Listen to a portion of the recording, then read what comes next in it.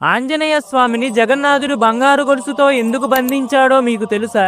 సముద్రదేవుడు జగన్నాథుడి భక్తిలో లీనమై స్వామి పాదాల దగ్గరకు వెళ్లడానికి ప్రయత్నించేవాడు. కానీ అలా ప్రయత్నించే ప్రతిసారి పూరీ నగరమంతా సునామీ వచ్చినట్టు మునిగిపోయేది. ఇలా పదే పదే సునామీ రావడంతో గ్రామాన్ని కాపాడటానికి జగన్నాథుడు తన ప్రియభక్తుడైన హనుమంతుడిని పిలిచి, హనుమ, నాకు నీ సహాయం కావాలి. సముద్రదేవుడి అతి ప్రేమ వల్ల నా భక్తులకు ఆటంకాలు సంభవిస్తున్నాయి. నువ్వు ఇక్కడే సముద్రం ఒడ్డున నిలబడి పూరీ నగరాన్ని కాపాడాలి అని చెప్తాడు. అది విన్న హనుమంతుడు ఎంతో సంతోషించి సముద్రం ఒడ్డున కాపలాగా ఉంటాడు. దాంతో హనుమని చూసి సముద్రం చాలా ప్రశాంతంగా ఉంటుంది. కానీ పూరీ గ్రామంలో ఎక్కడైనా రాముడి పూజ జరుగుతుంది అంటే హనుమంతుడు పరిగెట్టుకుంటూ అక్కడికి వెళ్లిపోయేవారు. హనుమలేని సమయంలో మళ్లీ సముద్రం నగరం పైకి సునామీలా ముంచుకొచ్చేది. దాంతో జగన్నాథుడికి చాలా కోపం వచ్చి హనుమంతుడితో, మారుతి, నిన్ను ఎవరూ ఆపలేరు, నాకు వేరే దారి లేదు, నిన్ను కర్తవ్యం అనే గొలుసుతో కట్టేస్తాను అని చెప్పి పూరీ నగర సముద్రం ఒడ్డున